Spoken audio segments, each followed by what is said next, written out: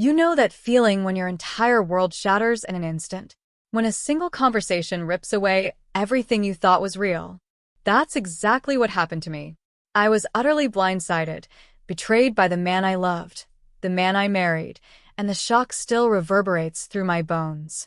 I just found out, not from him, but through his cousin Scarlett, that my husband, Thomas, has been telling his entire family a twisted, disgusting lie, that I basically trapped him into marriage because I was desperate not to be alone at 30.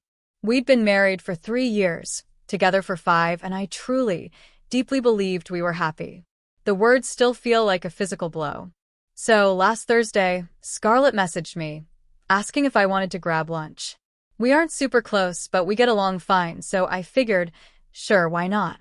Probably just wants to catch up. We met at this cute little bistro near my office, and I could tell immediately that something was off. Scarlett was a nervous wreck. She kept fidgeting with her napkin, wouldn't meet my eye. After what felt like an eternity of awkward small talk, she finally just blurted it out. At a recent family gathering, when I couldn't make it to because I was visiting my sick aunt, Thomas got absolutely plastered and started ranting to everyone. He went on and on about how I had pressured him into proposing because I was terrified of being single after 30. He claimed I dropped hints constantly, talked endlessly about all my friends getting married, and basically manipulated him into feeling like he had to propose or I'd leave him. I just sat there, my mouth hanging open, utterly stunned. None of that ever happened. If anything, Thomas was the one who first brought up marriage. He was the one looking at rings online, asking me what styles I liked.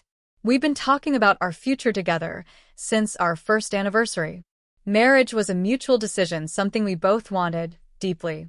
When I finally managed to ask Scarlett why she was telling me this, she admitted she felt uncomfortable keeping it from me.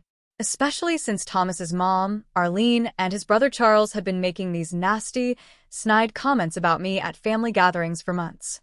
They'd been treating me differently based on this bullshit story, ***, and I hadn't even realized it. Scarlett said even her husband, Nathan, was shocked by what Thomas said, which is why she knew I deserved to know the truth. I spent the rest of the day in a total fog, numb, feeling like I was moving through a dream. When Thomas got home that night, I didn't waste a second. I confronted him immediately. I told him exactly what Scarlett had said and demanded an explanation. He instantly got super defensive, claiming Scarlett was exaggerating, that he just made an offhand joke everyone took too seriously. But when I pushed him, really pushed him, he finally admitted he'd said those things. Then he tried to minimize it, saying it was just guy talk that got out of hand.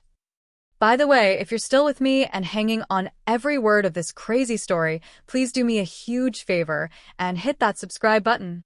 You won't want to miss what happens next, or any of the other wild tales I've got coming. ***. I looked at him, my voice shaking with anger and hurt, and asked him why the hell he would say something so blatantly untrue. He started backpedaling furiously, saying I was overreacting, that it wasn't a big deal. He kept trying to dismiss it as him just venting after we'd had a fight earlier that week about him forgetting our anniversary plans. I told him, through gritted teeth, that making up vicious lies about me to his entire family wasn't venting. It was a complete betrayal. The conversation went absolutely nowhere. Thomas absolutely refused to admit how serious this was, and I was too upset to think straight. I told him I needed space and spent the night in our spare bedroom, staring at the ceiling, wondering who the man in the next room really was. The next morning, Thomas acted like nothing had happened. Classic Thomas. Just avoid the problem until it magically goes away. For the next few days, I tried to process everything, but it felt impossible. Then, a chilling realization hit me. This explained everything. It explained why Arlene had been so cold to me recently, why she'd made those subtle, cutting comments about how some women will do anything to get a ring. I'd always just dismissed her as being her usual judgmental self, but now it all clicked. Her precious son had poisoned her against me with complete, calculated lies. The following weekend was Arlene's 60th birthday dinner. Thomas insisted we still go, saying it would look bad if we canceled. I agreed, but only because I was determined to clear my name. Looking back, that was probably not my smartest move. The dinner was at this incredibly fancy restaurant, with the whole family there. Arlene, Charles and his wife Paula, Scarlett and Nathan, and a bunch of other relatives. The tension was so thick you could cut it with a knife. Arlene barely acknowledged me, and Charles kept giving me these smug, knowing looks. I tried to act normal, to play along, but by dessert, I couldn't take it anymore. As everyone was finishing their cake, I took a deep, shaky breath and addressed the entire table. My voice was surprisingly steady. I told them I'd recently learned that Thomas had told them all a story about me pressuring him into marriage, and I wanted to set the record straight. I explained that it simply wasn't true, that our marriage had been a mutual decision, a loving partnership, and that I was deeply hurt that he would so cruelly misrepresent our relationship like that. The silence that followed was deafening. Every single eye in the room swiveled to Thomas, who was visibly turning crimson. Arlene, ever the loyal mother, immediately started making excuses for him, saying he probably didn't mean it that way. That's when I turned directly to Thomas. My voice was calm, but filled with an icy resolve. I asked him, right there in front of everyone, "Thomas, why would you lie about something so important to me? Why would you betray me like this?" And that's when he said it, looking me straight in the eyes with his cold, empty expression I'd never, ever seen before. He sneered, "Well, it's not like you're some great catch anyway." The words felt like a physical slap across my face. My breath caught in my throat. His family looked absolutely shocked. Even Arlene seemed taken aback, finally silent. I didn't say another word. I just grabbed my purse, stood up, and walked out. I could hear Thomas calling after me, but I kept walking, each step a testament to my newfound strength, until I reached my car. I drove to a hotel nearby and checked in for the night.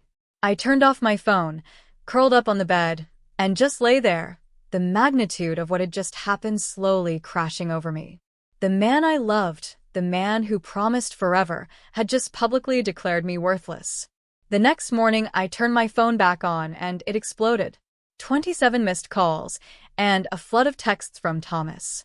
Most were angry, raging about how I had embarrassed him in front of his family and ruined his mom's birthday. A few were weakly apologetic, claiming he didn't mean what he said. But the latest ones had taken an alarming, sinister turn. He was now threatening that if I didn't apologize to his mom for causing a scene, he would tell all our mutual friends that I had cheated on him with my ex. This is completely, utterly false. I have never cheated on Thomas, not once. I don't even talk to my ex. But Thomas knows that a mutual friend of ours went through a horrible public breakup last year because of cheating, and he knows how our friend group reacted.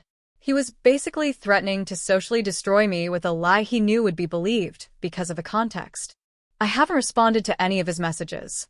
I went back to our apartment yesterday when I knew he'd be at work to pack some clothes and essentials, feeling like a thief in my own home.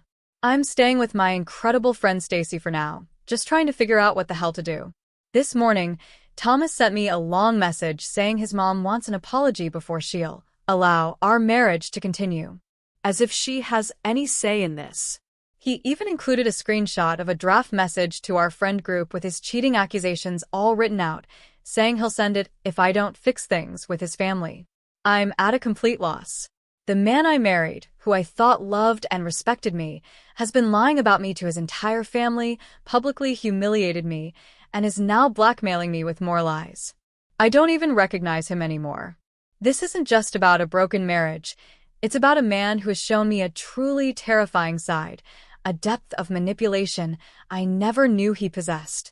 Thank you so much to everyone who commented on my original post.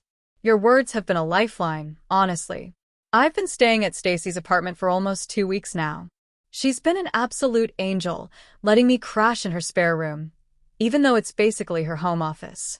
The first few nights, we stayed up late, nursing glasses of wine while I read her Thomas's increasingly unhinged texts. I was honestly shocked at how quickly he went from, "I'm sorry, baby. Please come home," to "You're ruining my life and I'll make you pay."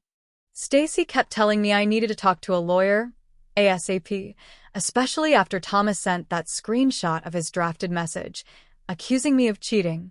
At first, I resisted. Like, How did we go from marriage to lawyers in the span of a week?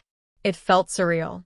But after Thomas started involving his mom so directly in our drama, I knew this wasn't going to resolve itself. The day after my original post, Thomas showed up at my office during lunch. He just waltzed in like he owned the place. I was in the break room when my coworker came in, saying my husband was asking for me at reception. I felt completely ambushed. I considered refusing to see him, but I didn't want to make a scene at work, so I went out to the lobby. Thomas was standing there with this enormous bouquet of flowers, like this was some romantic gesture instead of him cornering me at my workplace. I told him we could talk outside, and as soon as we got to the sidewalk, his whole demeanor changed. The flowers were clearly just for show. He started immediately demanding I come home and apologize to his mother. When I refused, calmly but firmly, he got right in my face, his voice rising, saying I was blowing everything out of proportion and that his family would never respect me if I didn't make this right.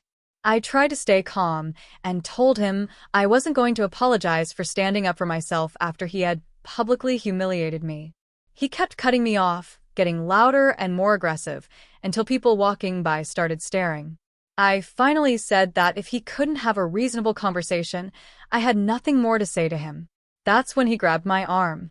Not hard enough to hurt, but definitely to prevent me from walking away.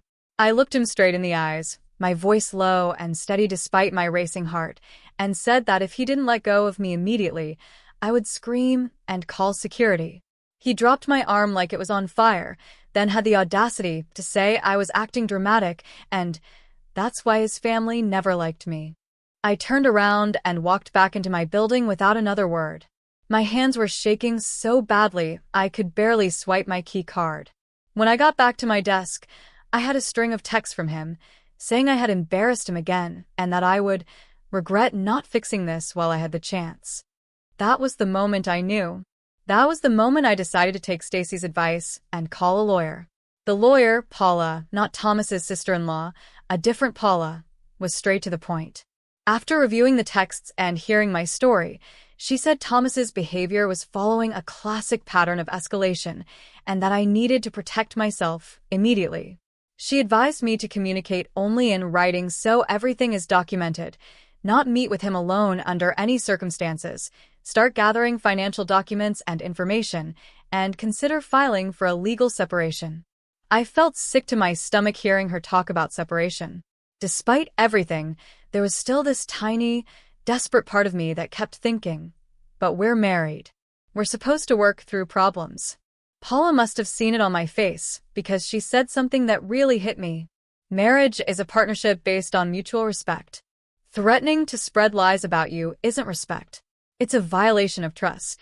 That phrase, violation of trust, kept echoing in my head for days. After the lawyer appointment, I sent Thomas a message saying I wanted to meet in a public place to talk about our situation. I suggested Saturday afternoon at a coffee shop near Stacy's place. He agreed surprisingly quickly, which made me both suspicious and a little hopeful that maybe he'd calm down. I arrived early and picked a table with a clear view of the door. He sat down across from me and immediately launched into this speech about how much he missed me and how we needed to put this misunderstanding behind us. I let him talk, watching as he cycled through what felt like rehearsed lines about forgiveness and moving forward. When he finally paused, I asked him directly, "Why did you tell your family I manipulated you into marriage?" He sighed, like I was bringing up ancient history, and said he was just frustrated after an argument we'd had and wanted some sympathy from his family. He claimed he didn't think they'd take it so seriously or that it would get back to me. I called bullshit on that. I reminded him that, according to Scarlett, he'd been saying these things for months, not just after one argument, and that his family had been treating me differently because of his lies. He tried to interrupt, but I kept going. I asked him how he would feel if I told my family he was emotionally manipulative and threatening, because that's what was actually happening.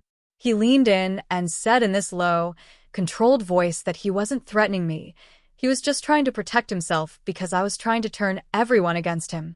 When I mentioned the screenshot of the message accusing me of cheating, he had the nerve to say it was just a bluff to get me to come home where we could work things out privately. I told him there was nothing to work out if he couldn't even admit what he'd done wrong. He kept deflecting, saying I was making too big a deal about a few comments to his family, that everyone vents about their spouse sometimes. I pointed out that venting is complaining about real things, not making up complete lies that damage someone's reputation. We went back and forth like this for almost 2 hours. Every time I thought we were getting somewhere, he'd twist things around or minimize what he'd done. He flat out refused to acknowledge that threatening to spread lies about me was wrong, insisting he was just desperate to save our marriage. By the end, I was mentally exhausted. As we were about to leave, he told me his mother wanted to have lunch with me to clear the air. I actually laughed out loud at that. The woman who believes I manipulated her son wants to clear the air? Thomas got annoyed and said Arlene was upset about the scene at her birthday and wanted to make peace. I told him I'd think about it, knowing full well I had zero intention of sitting through a lunch where I'd be expected to apologize for his behavior. The meeting with Thomas left me feeling even more confused and frustrated. The next day, I was scrolling through Instagram when I noticed something odd. Thomas had posted a photo of us from our anniversary dinner last year with a long, overly emotional caption about working through tough times and being committed to our marriage no matter what. He tagged me in it, which meant all our mutual friends would see it. This pissed me off for 2 reasons. First, he was creating this public narrative that we were just going through a rough patch but working it out. Second, he knew I would see it and have to either respond or look like I was ignoring his heartfelt message. It was manipulation, plain and simple. I texted him immediately. Take down that post. We are not working through anything until you take responsibility for lying about me to your family and threatening me. He responded, saying he was just trying to show me he was committed to us and that I was being unnecessarily hostile. I repeated my demand to take the post down. After an hour of back and forth, he finally removed it, but not before adding a vague Instagram story about trying your best, but sometimes that's not enough. The drama was never-ending. Later that same day, Scarlett messaged me, asking how I was doing. We hadn't talked much since our lunch, when she first told me about Thomas's lies. I gave her a brief update, and she mentioned that Thomas had been telling people I was refusing to talk to him and that he was worried about me. The narrative he was creating was that I was the unreasonable one who wouldn't communicate, when in reality, I was the one who had suggested meeting to talk. Asked Scarlett what else Thomas had been saying. She was hesitant at first, but finally admitted that at a recent family dinner, when I obviously wasn't at, Thomas had told everyone I was going through something and asked them all to be patient with me. Apparently, Arlene had gone on a rant about how marriage is sacred and people today give up too easily when things get hard. The whole family was now under the impression that I was having some kind of emotional crisis. I thanked Scarlett for telling me the truth and asked her to keep me updated if she heard anything else. I was so grateful to have at least one person in Thomas's family who seemed to see through his manipulation. That weekend, things escalated again. I had arranged to go to our apartment to pick up more of my clothes and some work files I needed. Thomas knew I was coming. We had explicitly discussed the timing so he wouldn't be there. But when I arrived, not only was Thomas there, but Arlene was too. They were sitting in the living room like they were waiting for an ambush intervention. Arlene stood up as soon as I walked in and immediately started saying how worried they all were about me and how they wanted to help. I was so shocked. I just stood in the doorway, staring at them. Thomas had this perfectly concerned expression that I now realize was completely fake. I told them I was only there to get my things and wasn't interested in having a conversation. Arlene started following me around the apartment, talking about family loyalty and how marriage takes work from both sides. I tried to ignore her, focusing on gathering my stuff, but she wouldn't stop. When she said, "Thomas told us everything about your insecurities around turning 30, I lost it. I whipped around and told her, my voice rising with pure fury, that her son had been lying to her, that I had never pressured him into marriage, and that he was now threatening to spread false rumors about me if I didn't apologize to her for his behavior. Arlene looked genuinely surprised for a moment before her face hardened. She said, "You're clearly upset and not thinking straight." Thomas jumped in. "See what I mean, Mom? She twists everything I say. That's when I realized this whole setup was precisely designed to show his mother how unreasonable I was being. I grabbed my phone and started recording. I told them both that I was documenting this ambush, which they knew I didn't consent to, and that I would be leaving immediately.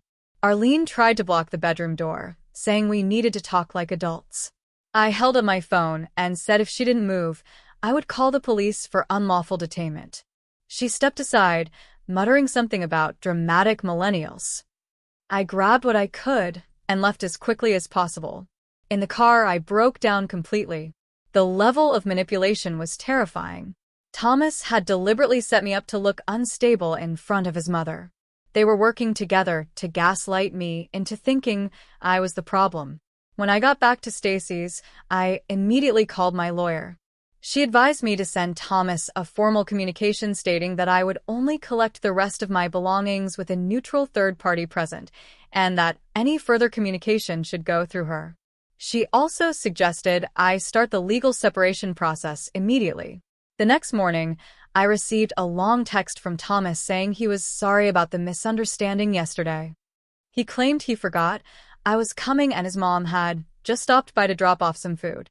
He then said my overreaction showed how much we needed to sit down as a family and work things out. The blatant lie infuriated me. I didn't respond directly, instead forwarding the text to my lawyer. Through my lawyer, I arranged to have a moving company pack up my essential belongings while Thomas was at work. Stacy went with me to supervise. We got everything done in under 2 hours: clothes, personal items, important documents, and a few sentimental things. I left most of the furniture and household items. I just wanted out. I've also decided it was time to move out of Stacy's and get my own place. As generous as she's been, I desperately need my own space to process everything. I found a month-to-month rental that I can move into next week. Thomas doesn't know the address, and I'm going to keep it that way.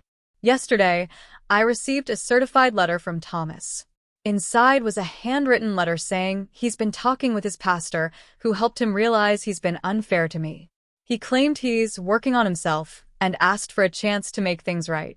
The letter seemed sincere, which made me hesitate for a moment, until I got to the part where he said his pastor suggested we meet with his entire family to clear the air and start fresh with honesty. This felt like another manipulation tactic, coordinated with his mother. I haven't responded to the letter yet. What pastor would suggest bringing his entire family into our marital issues? It's obviously another setup. Thomas has also started reaching out to mutual friends. Several people have messaged me saying he's been telling them he's worried about me and asking if they've heard from me. He's building this narrative that I'm the one acting irrationally. A few friends have asked me directly what's going on, and I've given them the bare minimum: that Thomas and I are separating and I need some space right now. One of our closest friends, Eva, called me yesterday and told me Thomas had been telling people I was struggling with some personal issues that were affecting my judgment. When she pressed him for details, he was vague, but hinted that I might be having some kind of breakdown. Eva didn't believe him for a second. She's known me for years and said I sounded more clear-headed than ever when we talked. She wanted me to know what he was doing behind my back. I'm so angry about this. Thomas is trying to control the narrative by painting me as unstable or irrational, all while pretending to be the concerned, patient husband. It's such a calculated move. If people believe I'm not thinking clearly, they'll dismiss anything I say about his behavior. My lawyer says this is actually common in high-conflict separations. One person tries to undermine the other's credibility to gain sympathy and support. She advised me not to engage in a public back and forth with Thomas, as it would just feed into the drama he's creating. Instead, she suggested I speak privately with the friends I trust most to ensure they know the truth. I spent yesterday afternoon making a few phone calls to my closest friends, explaining the situation without getting into all the ugly details. Most were incredibly supportive and said they'd already suspected Thomas's version of events wasn't the whole truth. A couple admitted they'd been uncomfortable with how he talked about me even before all this happened, little comments that seemed harmless at the time, but now fit into a terrifying pattern. So, that's where things stand. I'm moving to my own place next week. I've consulted with my lawyer about the next steps toward separation. Thomas keeps alternating between apologetic messages and attempts to make me look unreasonable to our social circle. Every time I think Thomas can't shock me anymore, he finds a new way to try to manipulate the situation. For now, I'm focusing on one day at a time, getting my own place, figuring out the legal process, and protecting myself from whatever Thomas might try next. I'll update again when I have more news. Once again, thank you to everyone for your incredible advice and support. Your comments have been a lifeline during this whole nightmare. I've read every single one, even if I haven't been able to respond to them all. It's been almost a month since my last update, and things have gotten even more complicated and, honestly, even scarier. I moved into my own apartment 3 weeks ago. I didn't tell Thomas the address, but that didn't stop him from finding out anyway. More on that later. The first week in my new place was surprisingly peaceful. I focused on setting up the basics, went to work, came home, and started establishing a routine that didn't involve constantly checking my phone for Thomas's latest manipulation attempt. My lawyer filed the initial paperwork for a legal separation, and Thomas was officially served the documents. I braced myself for the explosion, but it didn't come immediately. Instead, Thomas texted me, asking if we could meet to discuss the separation like adults. I consulted with my lawyer, who advised me that while I wasn't obligated to meet him, it might help move things along if we could agree on certain terms without dragging everything through lengthy legal proceedings. She suggested meeting in a public place and being very clear about my boundaries. I agreed to meet Thomas at a restaurant downtown, busy enough that he couldn't make a scene, but quiet enough that we could talk. When I arrived, he stood up as I approached the table, awkwardly leaning in like he was going to hug me or kiss my cheek. I stepped back and sat down immediately. No way was I letting him touch me after everything he's done. He started with an apology that sounded rehearsed, but sincere enough. He acknowledged that threatening to spread lies about me was wrong and said he regretted it. He claimed he'd been in a bad place emotionally and lashed out in ways he wasn't proud of. I listened without interrupting, trying desperately to figure out if he was genuinely remorseful or just saying what he thought I wanted to hear. When he finished, I asked the question that had been burning in me for weeks. Why? Why did you tell your family I manipulated you into marriage in the first place? What could possibly justify that lie? He started talking about how his mother had always had specific expectations for him, who he would marry when he would settle down, what his life would look like. According to him, when we got engaged, Arlene had expressed concerns that we were rushing things. Instead of defending our relationship, he'd given her a story that would make her feel better, that he was the one being sensible while I was pushing for commitment. I was floored, utterly gobsmacked. I asked him if he realized what he was admitting, that he'd thrown me under the bus to appease his mother.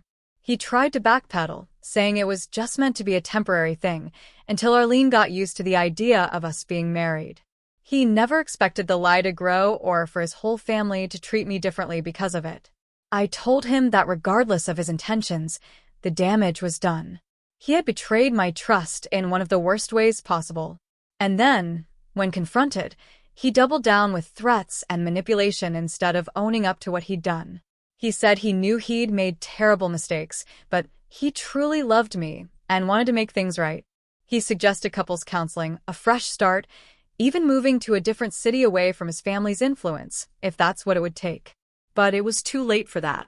The man who humiliated me at his mother's birthday dinner, who threatened to destroy my reputation, who ambushed me with his mother at our apartment, that was the real Thomas, not the charming guy I thought I'd married.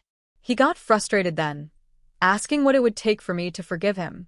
He kept saying everyone makes mistakes and that throwing away a marriage over one bad comment was extreme. I reminded him it wasn't just one comment. It was a pattern of lies, threats, and manipulation that had been going on for months, possibly longer than I even knew. The conversation went in circles for almost 2 hours. Every time I thought we were making progress toward an amicable separation, Thomas would circle back to reconciliation. He couldn't seem to accept that I was serious about ending our marriage. Finally, I told him I needed to leave and that any further communication should go through our lawyers. That's when his demeanor changed completely. His face hardened, and he said something that chilled me to the bone. I know where you're living now, and he stated my new address. I tried not to show how shocked I was, but my heart was pounding. I asked him how he knew that, and he smirked, saying he had ways of finding things out. I later realized he must have followed me home at some point, which was deeply, deeply unsettling. I left the restaurant feeling completely rattled. On the drive home, I called Stacy to tell her what happened. She suggested I speak with the building management about security concerns, which I did the next day. 2 days after our meeting, I received a massive bouquet of flowers at work. The card said, "I'm not giving up on us, T." My coworkers thought it was romantic, but I felt sick to my stomach. It was like he was marking his territory, showing me he could reach me anywhere. That weekend, something even more disturbing happened. I was grocery shopping when I literally ran my cart into Arlene in the produce section. Of all the grocery stores in the city, she just happened to be at mine. She acted surprised to see me, but I'm 100% certain it wasn't a coincidence. Arlene started talking to me as if nothing had happened, asking how I was doing in that fake, concerned voice. When I tried to politely extract myself, she grabbed my arm and said she wanted to have a mother-daughter talk. I told her I wasn't interested and that if Thomas had put her up to this, they both needed to respect my boundaries. That's when she dropped the act. She told me I was breaking her son's heart over a silly misunderstanding and that I needed to grow up and work on my marriage.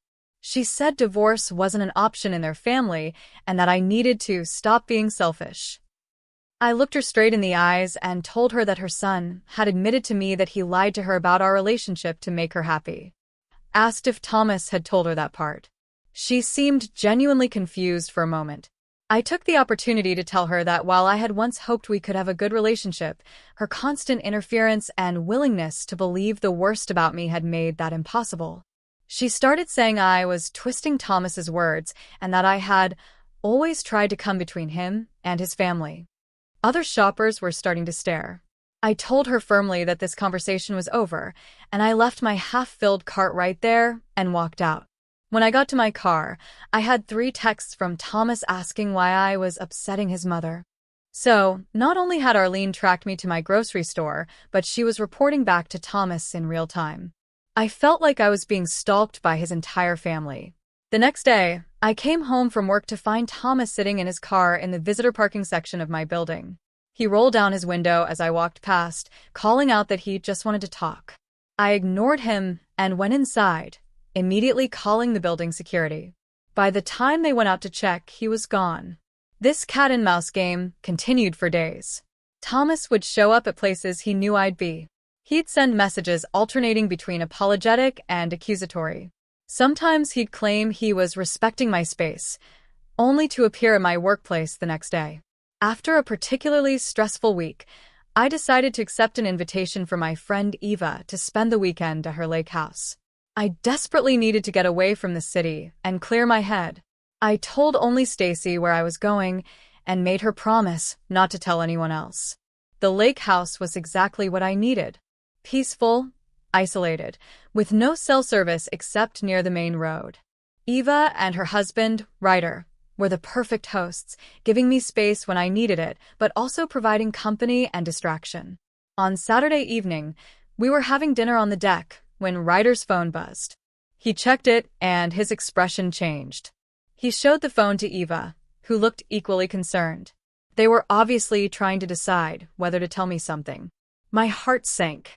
I asked them what was wrong. After some hesitation, Ryder showed me his phone. It was an Instagram post from Thomas.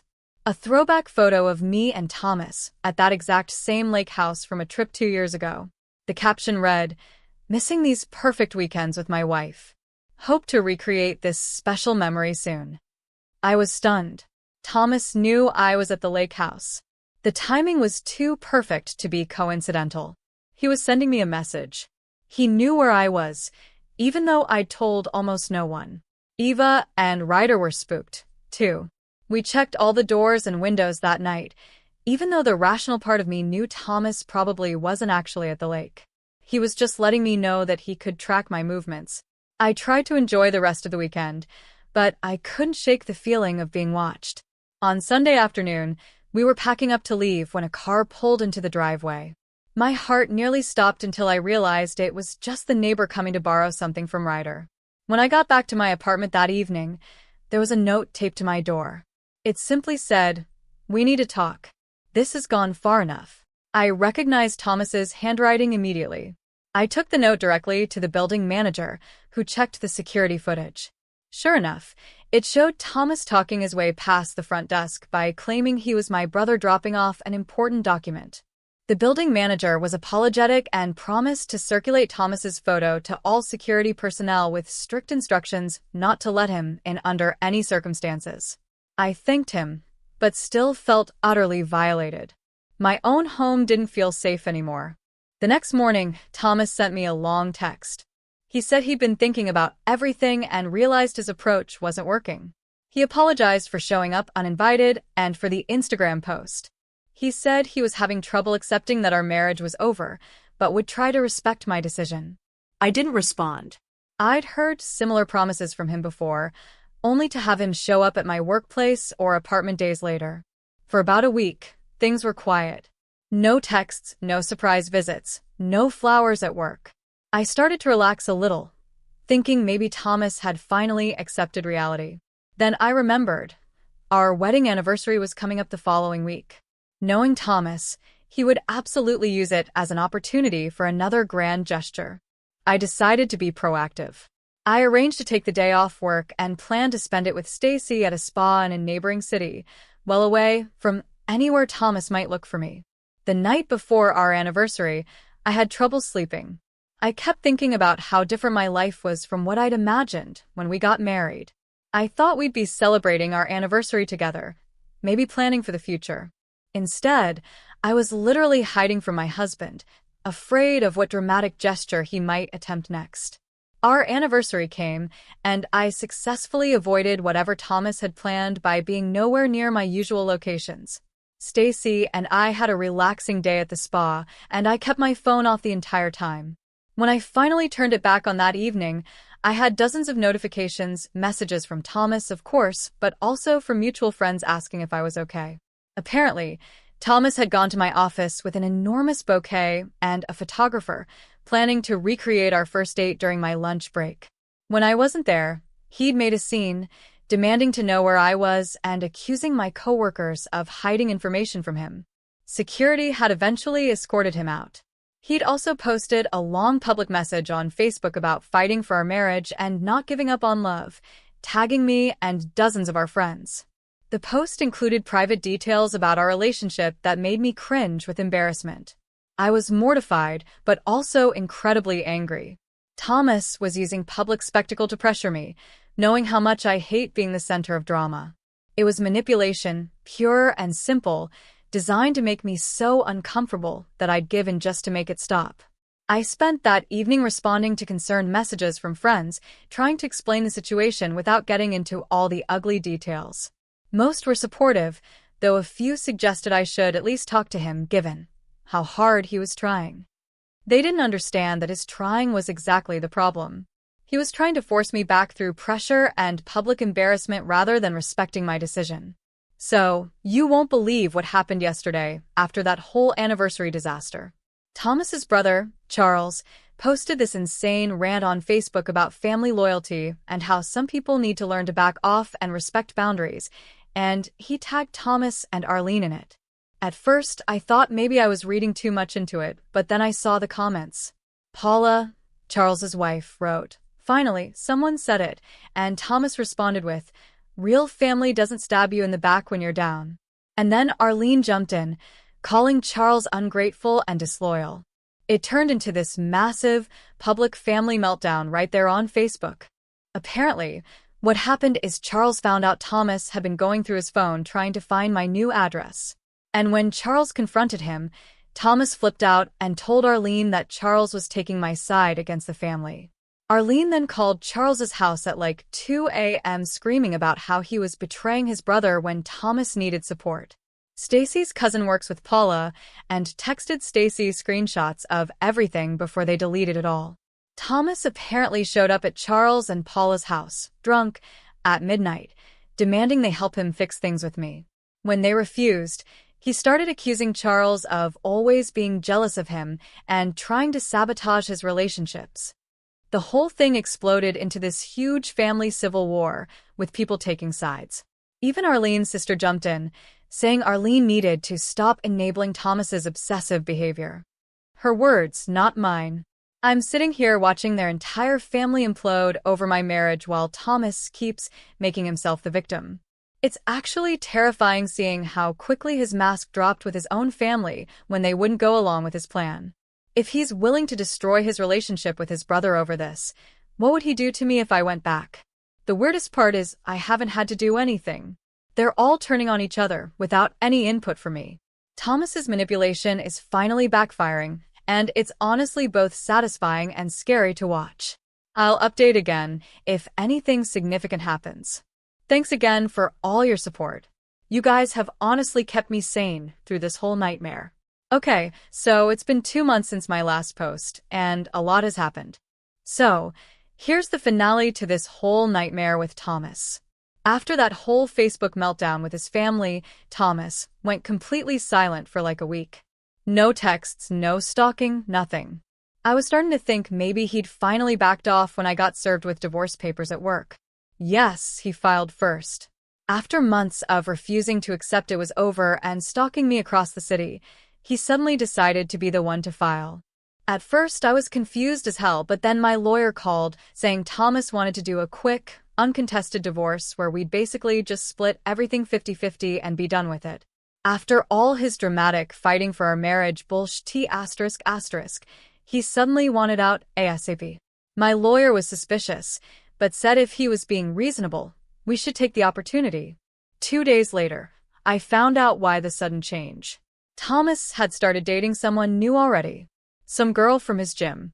He'd posted a photo with her on Instagram with a caption, "Sometimes the universe has other plans," like he wasn't just obsessively trying to get me back days earlier. The audacity of this man is truly unbelievable. Honestly, I was so relieved. I signed those papers so fast my lawyer was like, "Maybe read them first?" But they were exactly what she said, 50-50 split, no alimony, clean break. We were officially divorced 3 weeks later. Thomas even let me keep all the wedding gifts from my side of the family without arguing. The fallout with his family has been wild, though. That Facebook fight was apparently just the beginning. Charles and Arlene are basically not speaking anymore after Charles told her she needed therapy for her obsession with controlling Thomas's life. Paula told Stacy's cousin that Arlene actually showed up at the gym to approve of Thomas's new girlfriend. The new girl must have passed the test because now Arlene posts about her constantly, calling her the daughter I always wanted, which is a direct dig at me that I find hilarious rather than hurtful. Thomas texted me last week, saying he appreciated how maturely I handled everything and that he wishes me the best. This from the man who was basically stalking me 2 months ago. I didn't respond because FCK *** that, but it just shows how quickly he rewrote our entire history in his head once he had a new target for his attention. As for me, I just signed a lease on a new apartment across town, got a promotion at work, and have zero interest in dating anyone anytime soon. My lawyer actually helped me draft a cease and desist letter to send if Thomas ever starts his stalking *** again. But so far, he's been too obsessed with creating his new perfect relationship narrative to bother with me. Every single one of our mutual friends now knows exactly what happened. Not because I went around telling everyone, though I did tell my closest friends the truth, but because Thomas's behavior was so erratic and public that nobody believes his version of events anymore. So that's it. I'm officially divorced from a man who told his family I manipulated him into marriage, publicly humiliated me at his mom's birthday, threatened to spread lies about me cheating, stalked me for weeks, and then suddenly moved on like none of it happened. The emotional whiplash of the past few months has been unreal. Looking back at my first post, I can't believe I ever questioned whether I was overreacting. This man and his family showed me exactly who they are, and I'm so f***ing *** glad I got out before wasting any more years of my life with them. This journey has been incredibly isolating and terrifying, but it's also taught me so much about standing up for myself and trusting my gut. I can finally breathe again. Truly breathe. Thanks for all your support through this wild ride. I couldn't have stayed strong without your advice and encouragement. Now I want to ask you, what do you think was the most shocking moment in all of this? And if you've been through anything similar, how did you find the strength to walk away? Share your thoughts in the comments below. I'm really looking forward to hearing from you. Asterisk, asterisk.